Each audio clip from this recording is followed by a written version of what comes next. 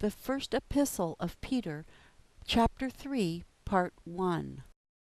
In studying this chapter, to examine the duties of wives and husbands to each other, to consider the duties that we have to one another as brethren in Christ, to see how one should prepare for persecution, motivated by the example of Christ, to note how and in what way baptism now saves us. Peter continues to describe the duties of Christians living as sojourners and pilgrims in this world. He counsels wives to be submissive to their husbands and to focus their adornment on the development of a meek and quiet spirit. 1 Peter 3, 1 through 4.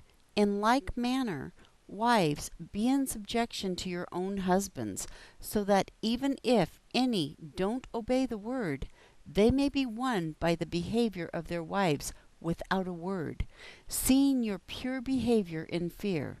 Let your beauty be not just the outward adorning of braiding the hair and of wearing jewels of gold or of putting on fine clothing, but in the hidden person of the heart, in the incorruptible adornment of a gentle and quiet spirit, which is in the sight of God very precious.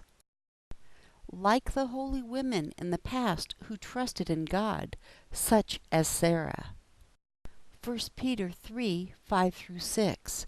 For this is how the holy women before, who hoped in God, also adorned themselves, being in subjection to their own husbands, as Sarah obeyed Abraham, calling him Lord, whose children you now are, if you do well and are not put in fear by any terror. For those whose husbands are not believers, their chaste and respectful conduct may influence them to respond to the gospel. Husbands are then instructed to live with their wives in an understanding way, honoring them as a weaker vessel and as fellow heirs of the grace of life. Such treatment would ensure that their prayers were not hindered. 1 Peter 3, 7. You husbands, in like manner, live with your wives according to knowledge, giving honor to the woman as to the weaker vessel, as being also joint heirs of the grace of life, that your prayers may not be hindered. Duties toward brethren are then summarized, stressing unity, compassion, love, kindness, and simple courtesy. 1 Peter 3, 8.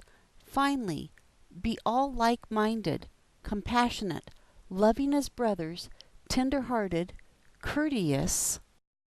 When mistreated by brethren, the proper response is to extend a blessing. For to such conduct we were called, that we might inherit a blessing. 1 Peter 3, 9. Not rendering evil for evil, or reviling for reviling, but instead blessing, knowing that to this you were called, that you may inherit a blessing.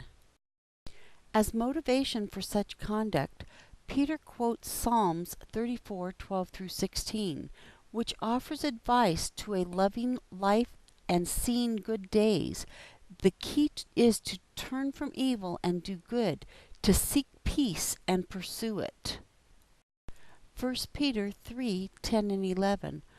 For he who would love life and see good days, let him keep his tongue from evil, and his lips from speaking deceit.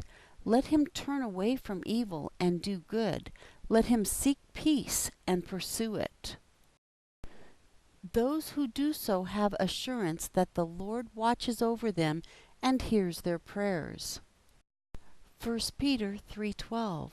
For the eyes of the Lord are on the righteous, and his ears open to their prayers, but the face of the Lord is against those who do evil.